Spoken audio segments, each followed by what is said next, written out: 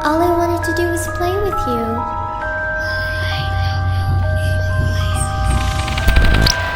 You're not afraid of the dark, are you?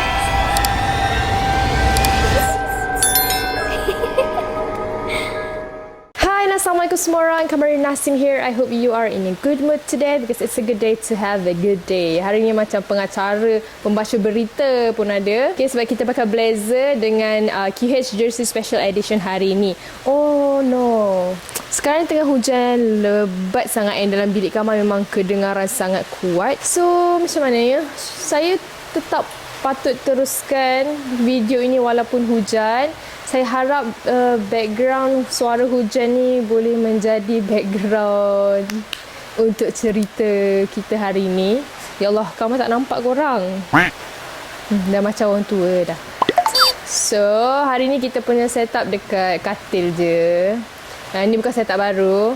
Cuma hari ni je kita buat dekat sini.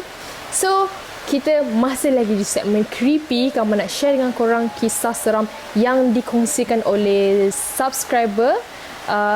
Mungkin kita nak cerita 2 kisah seram yang dikongsikan oleh salah seorang subscriber Kama. Dan kisah yang pertama ni berlaku dekat Sabah. Sekolah dia antara sekolah yang terkenal dengan kisah-kisah seram. So, tanpa membuang masa, jom kita baca doa dulu, mohon perlindungan dari Allah dari gangguan-gangguan syaitan. A'udzubillahi minasyaitonirrajim. Bismillahirrahmanirrahim. Rabbi a'udzubika min hamazati syayatin wa a'udzubika rabbi an yahdurun. Wahai Tuhanku, aku berlindung kepadamu daripada bisikan-bisikan syaitan, dan aku berlindung juga kepadamu, wahai Tuhanku, daripada kedatangan mereka kepadaku. Amin ya rabbal alamin.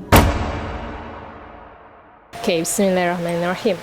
So, kita bagi pemilik kisah hari ini Zira, bukan nama sebenar. So, Zira berasal daripada Sabah, guys. Dan kisah yang terjadi dekat dia ni pada tahun 2017 dan sewaktu itu Zira berumur 13 tahun ataupun tingkatan 1.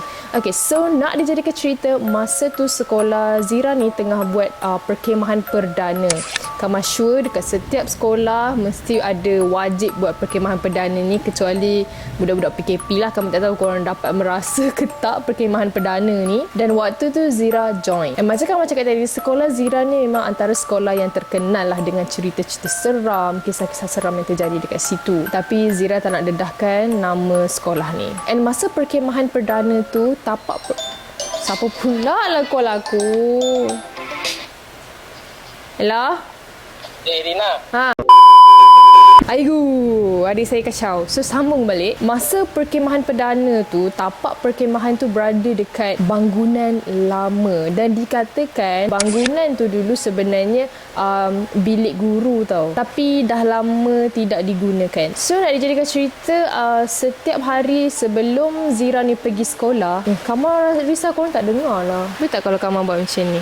Ibu saya kata, sebelum pergi ke sekolah, ibu Zira ni memang selalu akan ingatkan Zira bawa macam potongan ayat Al-Quran dalam macam dia macam dalam kertas lah macam tu kan. Dia potong ayat Al-Quran dan ibu Zira ni memang selalu pesan untuk bawa potongan ayat Al-Quran tu untuk baca in case kalau apa-apa yang tidak diingini berlaku, sebab kakak Zira ni memang kerap kena histeria dekat sekolah tu.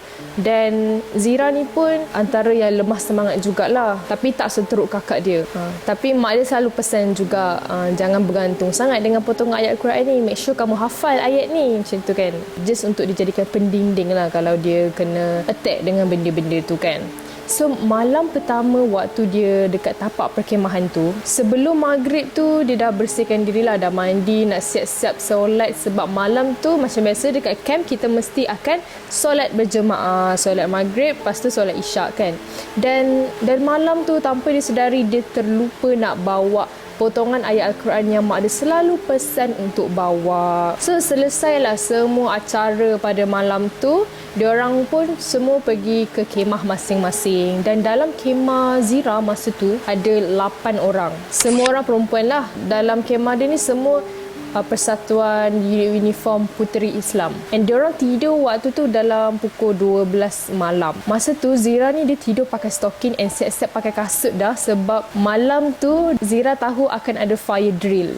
So dia dah siap-siap pakai kasut dah tau. So masa Zira tidur ni, dia masih ingat lagi dia termimpi satu mimpi yang pelik, which is dalam mimpi tu dia still ada dekat tapak perkemahan tu, tapi dia berjalan sambil tangan dia ni dua-dua ke depan, macam hantu Cina tu yang macam ni tu kan, dan menuju ke bangunan lama. Masa tu Zira memang tak dapat buat apa-apa. Dia tak tahu pun nak buat apa dalam mimpi tu. Dia hanya boleh menggerakkan mata je menilau tempat-tempat tu. And masa tu Zira tengok ke bawah, and dia hanya berjalan tanpa menggunakan kasut. Dia boleh rasa rumput yang dipijak, dan masa tu dia hanya berjalan seorang-seorang ke bangunan lama tu guys. Lepas tu tiba-tiba gelap, dan pada pukul 3 pagi ada bunyi siren menandakan fire drill dah bermula. Masa Zira tidur tu ada sayup-sayup bunyi siren tu tau, tapi bunyi tu jauh sangat, dan Alhamdulillah Zira terbangun daripada mimpi tu. Masa tu memang Zira terkejut gila sebab dia tengok sekeliling dia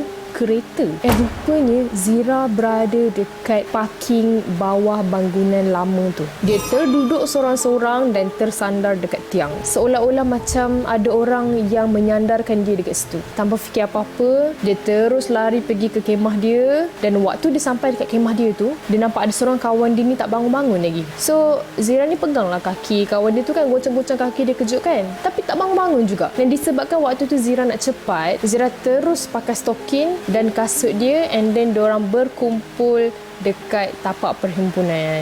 Korang ingat tak Kamal cakap tadi, waktu dia nak tidur dia pakai kasut kan, tapi waktu dia bangun-bangun tidur, dia ada dekat parking kereta bangunan lama tu tanpa pakai kasut. So apa yang dia mimpi tu macam real je. And Zira kata bukan sampai situ sahaja. Selepas perjumpaan fire drill malam tu, diorang semua dibenarkan untuk kembali semula ke kemah masing-masing untuk sambung tidur lah. Waktu tu baru pukul 3 pagi. Jadi Zira ni memang sangat-sangat ngantuk. Dia pergi ke kemah semua, lepas tu terus tidur. Lepas tu Zira tak tahulah berapa lama yang dia tertidur malam tu. Dia dengar macam ada bunyi sangat bising, macam riuh lah, macam suara orang tengah bercakap, bersembang.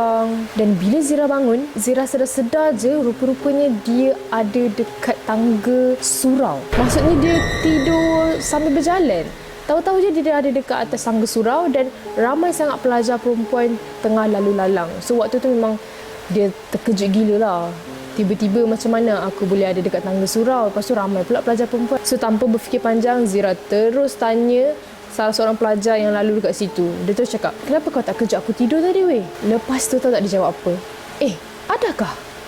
Dia cakap bahasa Sabah lah kan. Tak sedar lah pula. Dan masa tu memang terkejut gila si Zira ni. Kalau dia tak sedar, sebab Zira kata badan dia agak besar. Macam mana orang boleh tak sedar yang dia tidur dekat atas tangga tu? Lepas tu dia tak nak fikir dah benda-benda pelik tu. Habis je perkemahan ni, terus balik, and dia terus ceritakan semua yang dia alami dekat mak dia, termasuk yang dia mimpi. Lepas tu tiba-tiba dia ada dekat tempat tu, seolah-olah macam dia tidur sambil berjalan tau, mengigau. Dan lepas dia ceritakan mak dia sangat bersyukur sebab dia boleh pulang dengan selamat. Mungkin sebab kat situ memang agak keras kan, dia kata bangunan lama yang dah terbiar. So itulah kisah yang pertama. So setelah 2 tahun benda tu berlaku, Zira pun dah umur tingkatan 3, and cikgu dia ada buat, sekolah dia ada buat lagi camp perdana ni, dan Zira decide untuk dia tak nak join lagi perkemahan perdana tu lagi. Masa tu cikgu dengan kawan-kawan dia pelik lah kenapa Zira ni tak nak join. Lepas diorang tanya-tanya tu, Zira pun ceritalah kan dekat kawan-kawan dengan cikgu dia. Masa tu semua orang terkejut gila. Lagi-lagi siapa yang satu kemah dengan Zira malam tu kan. Tiba-tiba ada seorang kawan Zira ni macam pelik dan marah. Dia cakap macam, kau masa fire drill tu banyak kali kami kejutkan kau, tapi kau tak gerak-gerak, macam tak bernyawa dah. Kami ingat kau tidur mati, jadi kami biarkanlah. Lepas tu Zira lagi terkejut. Padahal benda dah 2 tahun berlalu kan, tapi Zira baru buka cerita kat kawan-kawan dia. So Zira sangat terkejut sebab seingat dia, waktu dia baru bangun sebelum dia terdengar bunyi loceng fire drill tu, dia tersedar dekat bangunan lama tu. Dan dia yang pergi kejut kawan dia yang tak bangun-bangun tu kan. Rupa-rupanya kawan dia yang kejut dia, dan dia tak bangun-bangun. Waktu kawan dia cakap macam tu, kawan-kawan yang lain pun cakap ya. Diorang semua cuba kejutkan Zira ni, tapi Zira tak bangun.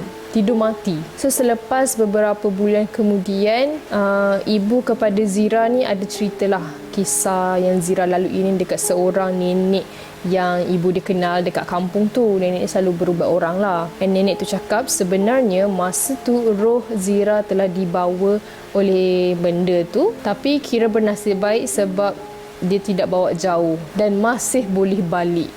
Seramnya. Tapi nasib baiklah tak ada benda-benda yang menyeramkan kan. Dia macam pelik dan misteri.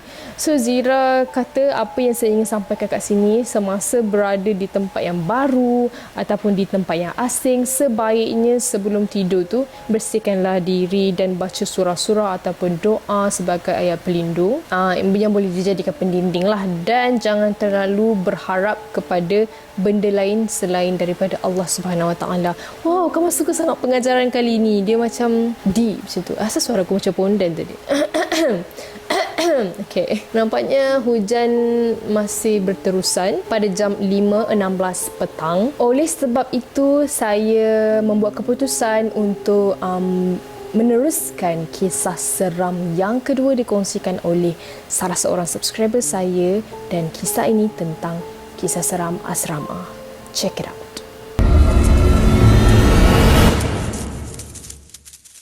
Okay, so kisah kedua ni kita bagi nama pemilik kisah ni Aisyah. Pun sama juga guys, kisah yang Aisyah nak cerita ni pun berlaku dekat dia sewaktu dia tingkatan 1. Cuma tingkatan 1 ni waktu diorang kena COVID tau, kena PDPR tu kan, yang kena belajar online tu.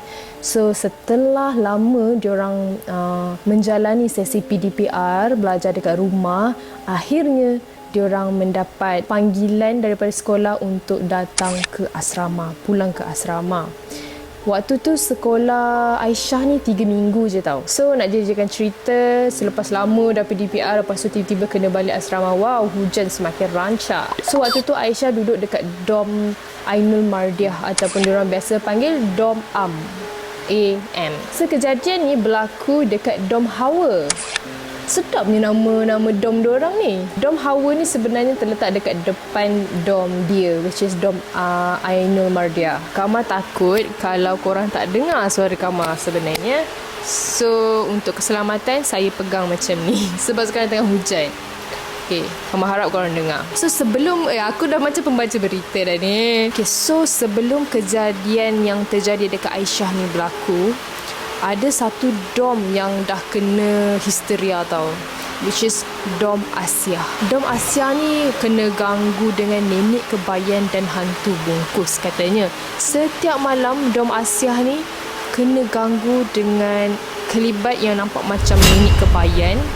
Dan kadang-kadang nenek tu berkira tau. Macam yang selalu kita dengar orang kata apa, kisah-kisah seram yang selalu didengari dalam kalangan masyarakat Melayu ni kan, which is nenek kebayan tu akan kira kata 1 dah tidur, kata 2 dah tidur, tu semua tu kan. So macam tu lah dom Asyah ni kena ganggu. Asrama Aisyah ni ada 4 tingkat. Aras 1 semua budak-budak tingkatan 1, kecuali belah kanan tu je tingkatan 5. Diorang ni berasingan lah, sebab orang kata sebab dekat sekolah tu diorang macam asingkan budak tingkatan 5 ni, sebab budak tingkatan 5 ni nak SPM kan, so dia macam tak boleh diganggu sangat, macam tu lah. So ada satu malam ni, waktu hari Ahad, pukul 11.46 malam, sebelum diorang semua tidur, diorang kena buat satu bacaan malam. Semua dom tak boleh keluar lagi selagi tak habis bacaan malam tu.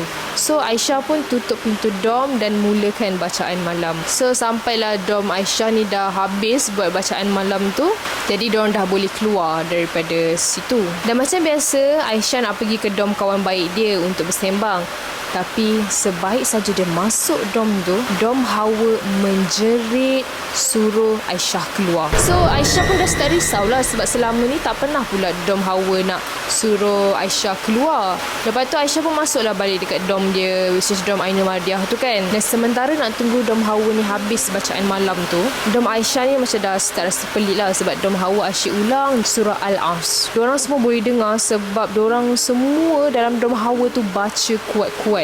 Jadi Aisyah pun macam dah start risau kan. Dia terus masuk dom Hawa, and rupa-rupanya keadaan dalam tu sangat mengejutkan, sebab Aisyah kata ramai sangat pelajar yang menangis, termasuklah kawan baik dia. So Aisyah cuba tanya salah seorang dekat situ kan, siapa yang buat kawan baik saya ni? Dan semua orang senyap je. Masing-masing sambung balik baca surah Al-As tu. Lepas tu tiba-tiba ada seorang kawan dia, Amni ni, bisik dekat Aisyah. Tak ada siapa-siapa pun buat dia, tapi dia nangis tiba-tiba. So dia terkejut lah sebab tu kawan baik dia kan. Tiba-tiba kawan dia tu lagi nangis. So Aisyah cubalah pujuk kan. And then Dom Hawa ni start dah baca surah lain sebab ramai tak nangis. Tapi kalau baca je surah Al-As, ramai yang nangis. Tapi bukanlah semua nangis dalam 10 orang macam tu. Dan salah seorang di antara yang menangis tadi tu kena kerasukan. Jadi Aisyah ni panggil lah Kak Ain. Kak Ain ni adalah ketua asrama dekat situ. So dia terus tarik tangan Kak Ain turun ke bawah. Dan Kak Ain sangat terkejut. Lepas tu dia panggil lagi semua kawan-kawan dia yang lain untuk telefon warden dan ustaz bagi tahu kejadian yang berlaku. Kak Ain menjerit, jangan sesiapa keluar daripada dom langsung. So Kak Ain suruh kawan-kawan dia pakaikan tudung dekat budak-budak yang kena histeria ni, pakaikan stokin dan turun ke bawah. So diorang pergilah ke Pondok Aspura. So Aisyah kata bising jugalah dekat dalam dom Hawa ni sebab benda tu baling-baling barang. Dia campak-campak barang. Dan yang kena histeria tu dah selesai. Yang kena rasuk tu je sampai 3 jam baru selesai. Around 3 pagi jugalah baru selesai semua benda.